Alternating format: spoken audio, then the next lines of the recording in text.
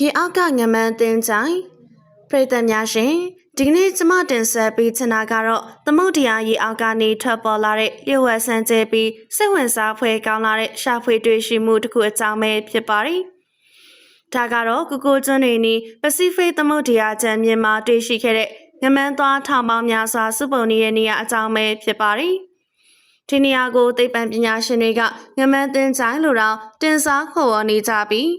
ဒီလိုများပြတဲ့သွားတွေဘာကြောင့်စုပုံနေရလဲဆိုတဲ့မိခွန်းတွေကလည်းတစ်ကမ္ဘာလုံးကိုစိတ်ဝင်စားဖြစ်စေခဲ့ပါတယ်။ဒီရှာဖွေတွေ့ရှိမှုမှာဒုချရာကငမန်းတွေရဲ့ရိုးစုတွေတခုမှမတရားပဲသူတို့ရဲ့သွားရီကြီးပဲစုပုံနေခြင်းဖြစ်ပါတယ်။လူတွေလိုပဲငမန်းတွေမှာလည်းအယိုးတွေရှိနေပေမဲ့သူတို့ရဲ့ရိုးစုတွေကအယိုးနုတွေနဲ့ဖွဲ့စည်းထားတာမလို့သမုဒ္ဒရာရေအောက်မှာဆိုရင်လျင်မြန်စွာဆွေးမြေ့ပျက်စီးသွားပါတယ်။ဒါပေမဲ့သူတို့ရဲ့သွားတွေကတော့တာမန်အယိုးတွေထက်ပုံမမာကြောတယ်။ကယ်လ်ဆီယမ်ဖော့စဖိတ်လိုဓာတ်ပစ္စည်းတွေနဲ့ဖွဲ့စည်းထားတာကြောင့်ထောင်စုနဲ့ပေါင်းများစွာကြာအောင်တိုင်တဲတီတက်ခိုင်မြဲနေပါတယ်။ဒါကြောင့်လေဒီလိုသွားတွေအများအပြားကရေအောက်ကျမ်းမြင့်မှာကျန်ရှိခဲ့တာဖြစ်ပါတယ်။ဒီသွားတွေထဲမှာသမိုင်းမတင်မီခေတ်က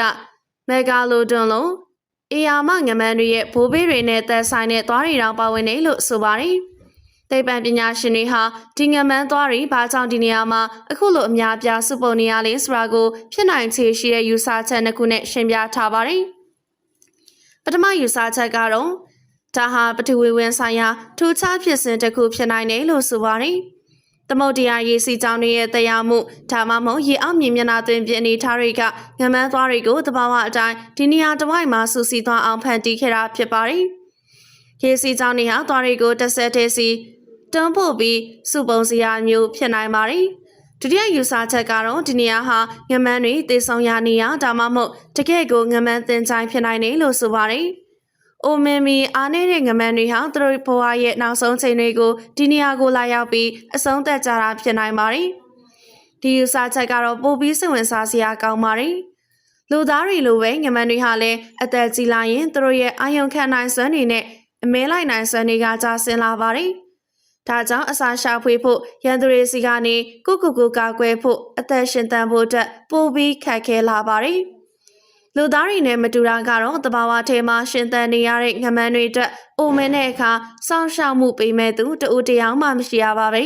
။သူတို့ဟာတဘာဝရဲ့စီမင်းအတိုင်းပဲကိုယ့်ဘာသာကိုယုံကန်ပြီးရှင်သန်ကြရပါတယ်။သူတို့ရဲ့ဘဝနောက်ဆုံးချိန်တွေမှာတော့ကိုရင်းအင်္ဂါချွေရင်မှုတွေယောဂပိုးဝင်ရောက်မှုတွေဒါမှမဟုတ်အစာအတွက်အခြားငမန်းတွေနဲ့အပြိုင်ဆိုင်အမဲလိုက်ဖို့မလုံနိုင်တော့တာကြောင့်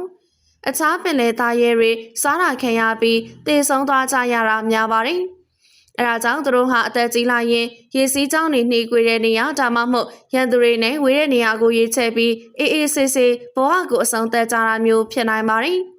။စင်တွေသေးတော့မယ်ဆိုရင်စင်သင်ချိုင်မှာသွားအိတ်ကြသလိုမျိုးနဲ့စင်တူပါတယ်။အဲ့ဒီယူဆချက်တွေပြင်ဒီငမန်းသွားတွေစုပုံနေရဟာလူသားတွေရဲ့လှုပ်ဆောင်ချက်ကြောင့်လားဒါမှမဟုတ်တဘာဝအတိုင်းလားဆိုတာကိုလည်းသိပ္ပံပညာရှင်တွေကဂီယူဒဆိုင်လေ့လာခဲ့ကြပါတယ်။သူတို့ရဲ့လေ့လာတွေ့ရှိချက်အရဒီငမန်းသွားတွေစုပုံနေရဟာတဘာဝအတိုင်းစုနေရဖြစ်ပြီးတရားမဝင်ငါဖမ်းခြင်းဒါမှမဟုတ်မတော်တဆဖမ်းမိငါတွေကိုစွန့်ပစ်တာမျိုးတွေနဲ့သက်ဆိုင်တဲ့အထောက်အထားတစ်ခုမှမတွေ့ရဘူးလို့ဆိုပါတယ်။ဒါဟာကမ္ဘာသမုဒ္ဒရာတွေမှာလူသားတွေရဲ့မျိုးတုံးသက်ဖြတ်မှုတွေကိုရင်ဆိုင်နေရတဲ့ငမန်းတွေအတွက်ကြုံတွေ့နေရတဲ့ဘေးအန္တရာယ်တွေကြားကကောင်းတဲ့သတင်းတစ်ပုဒ်လို့ဆိုရမှာပါ။ဟုတ်ပါတယ်ငမန်းတွေအတွက်အကြီးမားဆုံးချိန်ချမှုကကျမတို့လူသားတွေပါပဲ။တစ်နှစ်ကိုငမန်းကောင်းရင်တန်း100ကျော်ဟာတမင်သက်ဖမ်းဆီးခံရခြင်းငါးဖမ်းပိုက်တွေမှာမတော်တဆပါလာခြင်းဒါမှမဟုတ်တမိုးကြီးတဲ့စူတောင်တွေအတွက်စူတောင်တွေဖြတ်ထားပြီးရေထဲကိုပြန်လွှတ်ခံရခြင်းတွေကြောင့်တည်ဆုံနေရပါတယ်။ဒီလိုမျိုးလူသားတွေရဲ့မစင်လှုပ်ဆောင်မှုတွေကြောင့်ကမ္ဘာပေါ်မှာရှိတဲ့ငမန်းမျိုးစိတ်သုံးပုံတစ်ပုံနီးပါးဟာ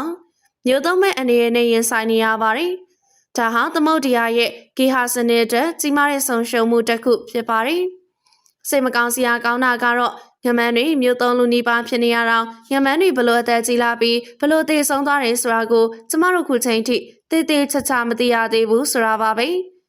အထူးသဖြင့်နှဆိုင်တဲ့သမုဒ္ဒရာအောက်မှာသူတို့ရဲ့သေဆုံးမှုဖြစ်စဉ်တွေဘလို့ဖြစ်ပျက်နေရဲဆိုတာကိုကျမတို့သေချာမသိကြပါဘူး။အခုဆိုရင်သိပ္ပံပညာရှင်တွေဟာဟာဝိုင်ယီနဲ့ဘာဂျာကယ်လီဖိုးနီးယားကြားကပစိဖိတ်သမုဒ္ဒရာပြင်မှာ ငမန်းဖြူကြီးတွေစုဝေးနေတဲ့နေရာတစ်ခုကိုလည်းတွေ့ရှိထားပါတယ်။ဒီနေရာကိုသိပ္ပံပညာရှင်တွေကငမန်းဖြူတွေရဲ့သေဆုံးရာနေရာတစ်ခုဖြစ်နိုင်တယ်လို့တော့မှန်းဆနေကြပါတယ်။ငမန်းတွေဟာခီးရှည်ပြောင်းရွှေ့သွားလာတတ်တဲ့သတ္တဝါတွေပါ။ဒါကြောင့်အသက်ကြီးရဲ့ငမန်းတွေဟာသူတို့ဘဝရဲ့နောက်ဆုံးချိန်တွေကိုကုံဆုံးဖို့အတွက်သတ်မှတ်ထားတဲ့နေရာတွေကိုခီးသွားနိုင်နေဆိုတာကလည်းဖြစ်နိုင်ပါတယ်။ဒီလိုထူးခြားဆန်းကျယ်တဲ့တွေ့ရှိမှုတွေကငမန်းတွေရဲ့ဘဝအကြောင်းအထူးသဖြင့်သူတို့ရဲ့ဘဝနီကုံအကြောင်းကိုပုံမနားလည်ဖို့အခွင့်အလမ်းကောင်းတွေပေးနေပေမဲ့ကျမတို့မသိသေးတဲ့လျှို့ဝှက်ဆန်းကျယ်မှုတွေကတော့အများကြီးရှိနေပါသေးတယ်။သိပ္ပံပညာရှင်တွေဟာလည်းဒီလျှို့ဝှက်ချက်တွေကိုဖော်ထုတ်ဖို့ဆက်လက်သူသေသနာပြုနေကြဆဲဖြစ်ပါတယ်။